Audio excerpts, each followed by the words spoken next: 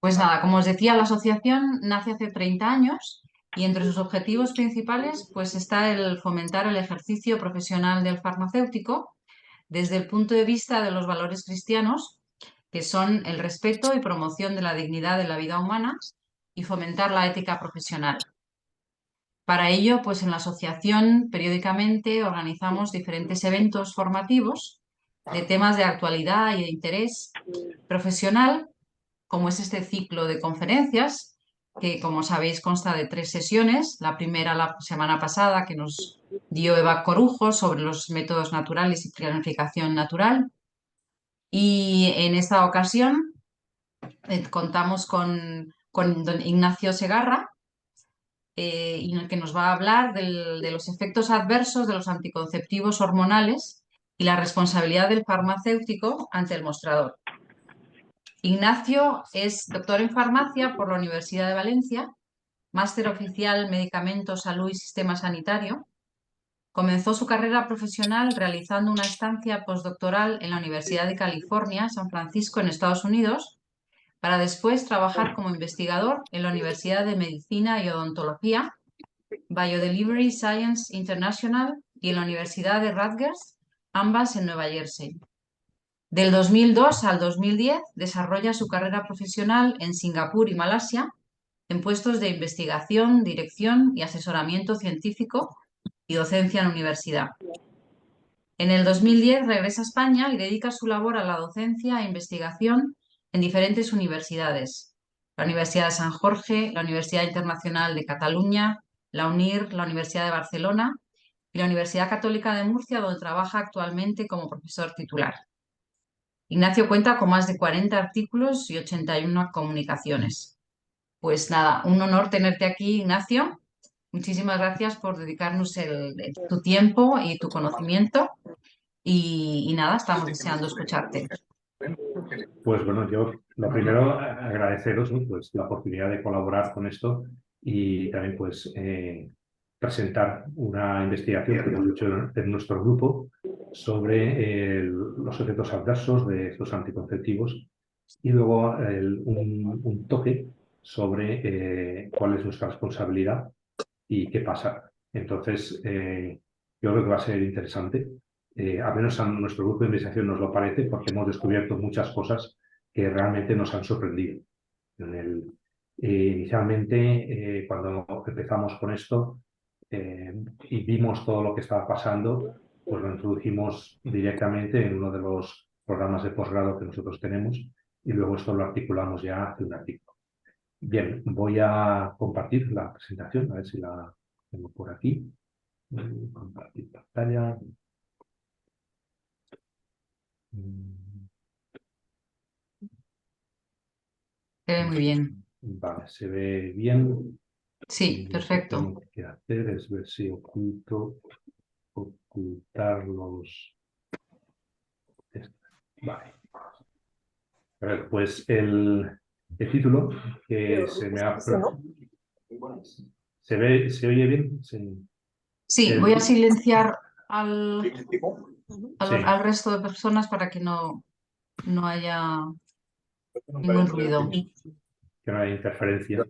Sí. Vale, pues el título que se me ha propuesto es Efectos adversos de anticonceptivos hormonales y nuestra responsabilidad ante el mostrador. Eh, yo soy, como he comentado, profesor titular de Biofarmacia y Farmacocinética en la Facultad de Farmacia y Nutrición, la Universidad Católica de Murcia, ahí. Y este es un poco el esquema que voy a ir siguiendo. Pero no voy a hacer como dos partes, primero efectos adversos y luego nuestra responsabilidad, sino que a medida que vamos hablando, pues uno va a ir viendo ya la responsabilidad que tiene y luego en esta sección de aquí final sí que ya de una manera más directa, pues cómo nos afecta profesionalmente. La presentación está basada en este artículo que publicamos el pasado junio en Frontiers in Medicine, en una revista bastante, está en abierto, con lo cual lo podéis en cualquier momento descargar, comentar. Aquí está la dirección del artículo y creo que los organizadores también lo han enlazado para que sí, pues sea fácil para la gente adquirirlo. Agradecer también a mis otros dos coautores, Micaela Menárguez y María Victoria Roquet, que forman parte del grupo de investigación del cual dirijo. Entonces vamos a ver primero la ovulación como un signo de salud en la mujer, luego los efectos adversos. Me he limitado a 4 áreas: cardiovasculares, emocionales, la vida sexual y riesgos oncológicos. Luego algunas cuestiones controvertidas, que creo que esto es lo más novedoso de esto, de la presentación o del artículo. Y luego algunas consideraciones finales. Bien, esto es bien conocido por todos, es el ciclo hormonal que tiene la mujer y que es una sincronización perfecta para asegurar el éxito en la procreación. O sea, esto lleva una sincronización absolutamente perfecta. Tal día ocurre una cosa, entonces esta concentración aumenta, entonces la otra aumenta, esta disminuye, se prepara el endometrio, entonces viene el óvulo fertilizado, anida, no viene, pues continúa. Es decir, es un equilibrio hormonal perfecto. Cualquier médico, cualquier endocrino que esté en la audiencia, pues sabe muchísimo más de esto y es algo admirable cómo esto funciona. Por eso, este es un signo, pues, de salud en la mujer. Su objetivo es preparar el endometrio para recibir al óvulo fecundado y, por tanto, desarrollar un embarazo y parto, pues, que sean saludables, que todo el proceso sea saludable. ¿Qué pasa? Que a veces puede haber irregularidades en ese ciclo menstrual, que pueden implicar, pues, una disrupción de ese equilibrio hormonal. Claro, hay irregularidades, pues la mujer muy joven, en 15, 17, pues puede tener unas ciertas irregularidades, pero cuando esto ocurre, pues hay que mirar, pues, que no sea una situación patológica, ¿no? Pues que haya, pues, síndrome de ovario poliquístico, de diabetes o Cushing, hipotiroidismo, es decir, que puede haber una serie de factores que afectan a ese equilibrio hormonal. Entonces tenemos las dos situaciones, desde la ovulación a la anovulación, y entonces, pues, efectivamente, durante el embarazo, a la lactancia, la menopausia, algunos aspectos genéticos, estrés, problemas endocrinos, condiciones metabólicas, algunos fármacos, algunas enfermedades, el cáncer, pues hacen que este equilibrio se vaya hacia la anovulación. Por otro lado, pues un comportamiento psicológico terapéutico adecuado, un estilo de vida saludable, unas condiciones de salud subyacentes que sean normales, evaluación de las condiciones y necesidades nutricionales, psicológicas, de reposo, de descanso, pues esto hace que esa ovulación, pues, vaya corrigiéndose, ¿vale? Esto, pues hay expertos en la audiencia, mucho mejores que yo. Esto está tomado de un artículo de Pilar Vigil sobre esta cuestión y, bueno, pues incluye desde la terapéutica hasta un estilo de vida, lo que nos cambia de un sitio de una zona a otra. Luego tenemos también dos puntos. El primero es la reserva ovárica, que sería esa capacidad de generar óvulos que puedan ser fecundados. Entonces, esa es una reserva que está ahí y que se va consumiendo a lo largo de los años y que puede ser medida a través de 3 biomarcadores, que son la hormona antimülleriana, lo medimos en sangre, en el suelo, el recuento de los folículos antrales, mediante ecografía, una visualización, y luego el volumen del ovario también por ecografía, o sea, otra visualización. Y esto nos va a dar el estado ovárico. Ese estado ovárico, pues, va a tener un proceso fisiológico de envejecimiento que lleva a la menopausia natural. Y este es un proceso normal, como cualquier órgano. El corazón va envejeciendo, el hígado va envejeciendo con los años, el sistema reproductor va envejeciendo, pues esto también. Y aquí en esta gráfica, pues lo que podemos ver es un biomarcador, en este caso los folículos centrales, pues bueno, como el número va decreciendo con los años y entre los 20 y los 40, pues tenemos una zona óptima, por no decir manera, aquí empieza a declinar, pero si cogemos esta ventana, pues vemos que básicamente estamos a un nivel casi constante. Hacia los 40, pues ya empieza a declinar, empieza el periodo final de la fertilidad empieza a haber una serie de ciclos irregulares, ya vemos que el número ha caído bastante y luego ya comienza la menopausa. Es decir, esto es un proceso fisiológico normal que sigue pues estos parámetros en mujeres normales. Si hay una patología, pues esto puede alterarse, obviamente. Y luego el segundo aspecto, que también es importante, es el del moco cervical, que es como el portero, una barrera fundamental que previene pues, que haya infecciones uterinas, basadas pues, por coordinación de la flora vaginal, de la que pueda haber en la uretra, o sea, protege el cuerpo para que no. Entonces aquí tenemos unas fotografías electrónicas de estas estructuras en distintos momentos. Esto es como un cajón, evita que las cosas se infecten. Este moco cervical pues, se secreta por glándulas específicas y cuyo porcentaje también varía con la edad.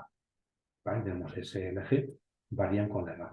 Entonces el tipo S, a medida que la edad avanza, pues va disminuyendo y son reemplazadas por el tipo L y G.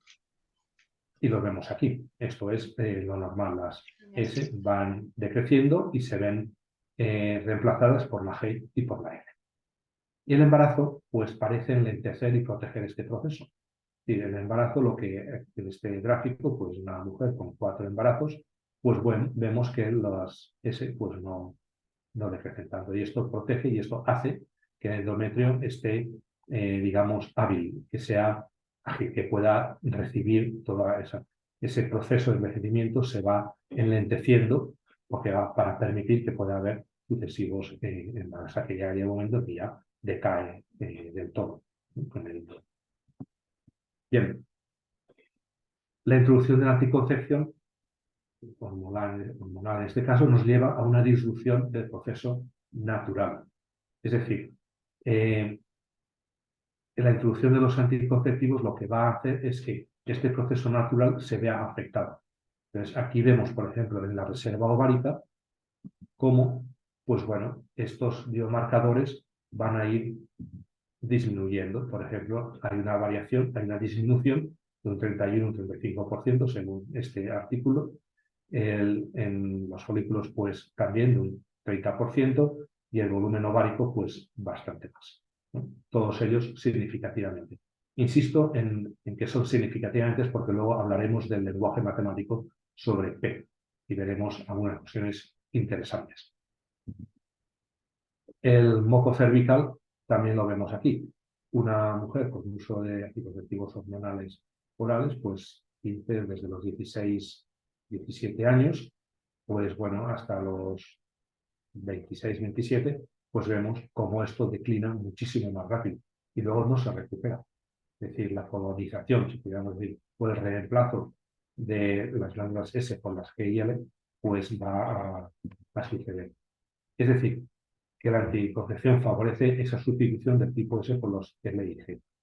Provoca una atrofia y, por tanto, dificulta severamente el embarazo después. Si esta persona que ha decidido dejar de tomar anticonceptivos, pues vale, una decisión muy buena, pero es muy difícil o tendrá dificultades para quedarse embarazada. Porque, claro, por un lado, la reserva ovárica ha disminuido significativamente y, por otro lado, el moco cervical, la estructura funcional ha variado y ya no es tan óptima como era al principio cuando era más fácil pues, el embarazo. Claro, el impacto que tiene es que esto nos crea un estado artificial de anovulación. Y esto es clave entenderlo, porque no es que una persona tenga un problema hormonal y entonces pues se causa unas irregularidades. No, es que aquí estamos causando esas irregularidades. No estamos curando algo, estamos causando una situación casi patológica artificial, ¿no? Por un lado, estamos suprimiendo el ciclo menstrual, estamos reconfigurando la fisiología de los órganos reproductivos, ¿sí? El endometrio pues va cambiando, y esto como consecuencia nos lleva a un riesgo y un camino hacia la infertilidad. Es decir, esta supresión durante años y esta reconfiguración fisiológica durante años pues lleva a que el órgano no sea capaz de anidar y de acoger pues, un óvulo fecundado, o no sea capaz de generar óvulos que puedan ser fecundados, o no permite que los espermatozoides puedan fecundar el óvulo. Hay una gran disrupción del equilibrio hormonal que lleva pues, a un riesgo de efectos adversos severos, porque claro, no es solamente la reconfiguración hormonal, sino que ese equilibrio hormonal que hay en la mujer tiene repercusiones en todo el sistema orgánico, en toda la fisiología. Si eso lo afectamos, pues vamos a tener toda una serie de trastornos que pueden ser bien individuales, como pueden ser los trastornos cardiovasculares, trastornos emocionales, riesgo de cáncer, efectos en la vida sexual, puede tener unos riesgos, también unos efectos severos a nivel social, pues el coste económico, la carga del sistema, en el sistema sanitario. De esto no voy a entrar en la presentación, pero sí se desarrolla en detalle con los números en el sistema de salud americano. En el artículo viene desarrollada una parte final y lo mismo con el coste en el medio ambiente, el coste ecológico que tiene la contaminación hormonal. O sea, se pueden medir las cantidades de tinestradiol en el agua, en la superficie, en ríos, ¿no? Entonces, esto también se comenta en el artículo, pero aquí no entra. Aquí me he centrado más en estos 4. El artículo tiene bastantes más. Aquí me centraremos en estos 4 y en consideraciones al respecto. Bien, el primero que voy a comentar pues, es el de los trastornos cardiovasculares. Entonces, cuando nosotros nos planteamos estudiar todo esto, no quisimos simplemente enumerar, bueno, pues le ocurre esto, puedes tener riesgo de esto, riesgo de cáncer, riesgo de tal. No, sino también dijimos, bueno, ¿este riesgo es factible o es algo que unos opinan y otros opinan lo contrario? Entonces, vamos a ver si también existe la posibilidad de un mecanismo que sea causante de ese riesgo. Otra incidencia que quiero hacer es que, por ejemplo, cuando tenemos un riesgo relativo de 9,1, pues no significa que todas las personas que usen desogestrel van a tener el tromboembolismo. Simplemente indica que el riesgo es 9 veces más grande que en la población normal. Esto es como los fumadores. Esto lo entiende todo el mundo. El riesgo de cáncer de pulmón en fumadores es alto, el que sea, X veces. Pero no significa que toda persona que fuma vaya a tener cáncer de pulmón. Y hay algunas personas que no fuman y también tienen cáncer de pulmón. Pero lo que sí que nos da es la incidencia, la presencia de ese cáncer de pulmón entre los fumadores, que es X veces mayor que en la población normal. Pues aquí tenemos esta forma para entenderlo, ¿vale? La hipertensión, vemos que hay un ligero incremento, ¿vale?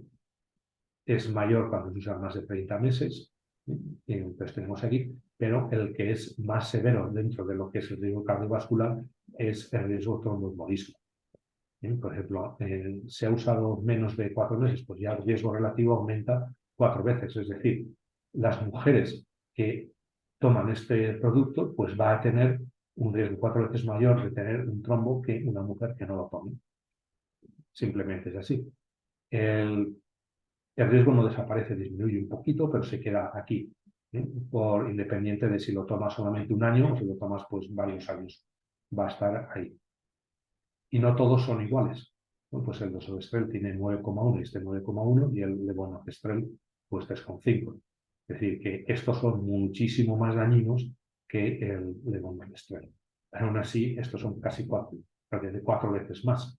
Entonces, es un riesgo mayor al añadido. Entonces, claro, esto nosotros tenemos que darnos cuenta desde el ámbito sanitario que esto hay que transmitirlo. No nos puede ser indiferente que una persona se toma una medicación que tenga un riesgo muchísimo mayor de tromboembolismo.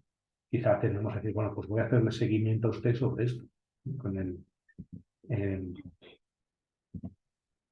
¿Cuál podría ser un mecanismo? Esto se desarrolla un poquito más en el artículo, con más referencias que compilan pues, esta posibilidad, y es un mecanismo que está asociado a la presencia de receptores de estrógenos y progesterona en las capas endoteliales de los vasos sanguíneos.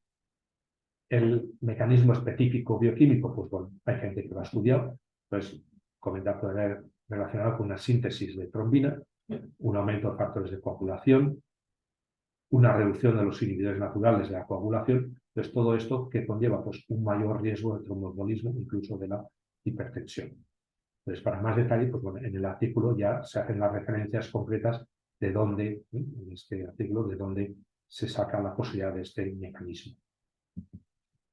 El otro riesgo, el otro efecto adverso significativo que nos parece muy importante es el ictus cerebral. Entonces, aquí sí que es una compilación de factores cardiovasculares. Tenemos un ictus hemorrágico con un riesgo relativo de hasta 9 veces en mujeres de 25 a 29 años. Esto usando una dosis baja.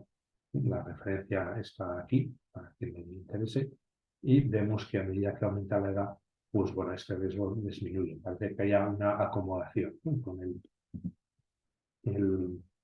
Luego lo mismo con el ictus cerebral, sin uso de correctivos hormonales y sin migraña, pues 25 entre 100 para 100.000 la población. En cambio, cuando es con el uso de anticonceptivos, pues esto aumenta mucho. Si es con migraña o con dos tipos de migraña que hay, pues vemos que el aumento es más significativo todavía. Es decir, que las patologías subyacentes también pueden aumentar la incidencia e intensidad de los efectos adversos. Pues otro punto que desde el mostrador podríamos decir es importante considerar, ¿no? Y bueno, este paciente que viene aquí y le estoy administrando todo esto de producto porque tiene estas patologías, veo que de repente coge esto, o me doy cuenta que está también cogiendo esto, pues oiga, usted tiene que tener cuidado con esto, con esto y con esto. O sea, eso ya sería el primer paso. El segundo paso es decir, olvídese de tomar esto porque le va a afectar muchísimo. Un área interesante, muy interesante, es lo de los trastornos emocionales, que es la principal causa de insatisfacción, porque esto es algo que se vive día a día. No es, te da un ictus, te da un día, ¿no? No te está todos los días dando un ictus, pero esto es día a día, ¿no? Entonces, el mayor uso de fármacos psicotrópicos es en mujeres que usan anticonceptivos hormonales. Entonces, aquí también los tenemos clasificados por distintos tipos. El riesgo relativo pues, es más pequeño que el otro, pero vemos en todo pues, que tienes un riesgo, pues, un 12%, un 10% mayor, cada este nos indica, y la significación estadística, excepto en para los psicoestimulantes, pues está en todos ellos. ¿Qué nos quiere decir esto? Pues que las mujeres que usan anticonceptivos hormonales tienen mayor presencia de esos trastornos y, por tanto, usan más medicación psicotrópica. ¿Cuál es un posible mecanismo, una posible explicación de esto? Pues bueno, estos anticonceptivos hormonales actúan también a nivel de la amígdala, del hipocampo, del núcleo accumbens y de las regiones corticales y subcorticales, que son regiones directamente vinculadas con las emociones. De hecho, hace poco se publicó un artículo, creo que un grupo, no sé si danés o noruego, donde el uso de anticonceptivos hormonales llevaba a un incremento de las emociones relativas al miedo. O sea, incrementaba mucho ya la negatividad. Entonces, esto se salió en noviembre, hace no mucho. Pues bueno, ¿por qué? Porque afecta, interfiere en todos estos recorridos, inhibe, modifica la síntesis de neurotransmisores, sobre todo serotonina y GABA, y luego causa unas modificaciones estructurales con cambios en materia gris en el hipocampo. Y esto se observa por imagen también, ¿no? Esto es muchísimo más severo en adolescentes. Y es lógico, porque el cerebro no está tan configurado, no está tan consolidado. La flexibilidad que tiene el cerebro joven es mucho mayor que el cerebro adulto. Por eso es mucho más fácil para la gente joven aprender idiomas que para una persona que tenga 50, 60, 70 años, porque no tiene esa plasticidad en el cerebro. Bien, aquí vemos pues esa mayor incidencia en las mujeres jóvenes, pues bueno, entre los 12 y 14 años, cuando no usan anticonceptivos, pues tienen el riesgo de 1, ¿no? Que es lo normal, estándar. Pero si usan anticonceptivos en esta edad, pues se multiplica 4 veces. Esto va aumentando en las que no usan, ¿vale? Con la edad, pero ya en las que usan anticonceptivos ya desde el principio, desde la adolescencia más temprana, desde los 12 años, ya tienen el uso de estos fármacos psicotrópicos. Y también la incidencia, la posibilidad del uso de anticonceptivos según la probabilidad, según la edad. Tras un año de seguimiento vemos también que un año después, pues todavía están estas mujeres más jóvenes, estas adolescentes, pues teniendo el uso de fármacos psicotrópicos. Todo el desglose de esto, de estas dos gráficas, pues viene de este artículo, en piel o suban, y que ahí se puede sacar muchas más conclusiones. Y solamente estoy ilustrando para que seamos conscientes de todo esto, ¿no? Bien, dentro de estos efectos pues tenemos la depresión. Este es uno muy conocido, muchas mujeres lo conocen, surge muy pronto, se amortigua un poquito con el tiempo, pero ya surge al mes del uso de anticonceptivos, ya puede empezar a surgir. Ya empieza a notarse, pero la variabilidad es grande todavía, pero aquí vemos de 2 a 3 meses ya un 40% más. Y ya a los 6 meses es mayor. Luego aquí empieza a disminuir. No está claro si es una adecuación fisiológica o si es ya pues, una transformación de la persona desde el punto de vista psicológico, antropológico, psiquiátrico, como sea, ¿no? Como se quiera. Y que, pues bueno, quizá no se detecta o no se identifica ese estado como un estado de depresión. Lo mismo para el diagnóstico, el primer diagnóstico de depresión, pues vemos que ya aumenta un 20% en mujeres que han tomado solamente un mes de anticonceptivos hormonales, y ya el máximo, coincide con este, pues llega a los 3-6 meses de duración. Y esto también fue publicado en JAMA Psychiatry. El más grave de todos estos pues, es el riesgo de suicidio, ¿no? Es mayor riesgo de suicidio e intento de suicidio. Las dos cosas se diferencian, ¿no? En psiquiatría, pues algunos artículos pues, lo tienen mencionado así, ¿no? Entonces, aquí vemos, por ejemplo, pues el doble. Entre la edad de 15 a 19, las mujeres jóvenes, el riesgo de suicidio es el doble en la población normal. Pero es que luego, entre 20 a 24, 25 a 33, tampoco es que haya desaparecido. Es decir, que estas mujeres pues, están en riesgo por circunstancias que converjan en un momento dado de provocar un intento de suicidio, ¿no? Y que este riesgo es mayor por el uso de los anticonceptivos hormonales. Aquí vemos el intento de primer suicidio en función de la duración del uso de anticonceptivos.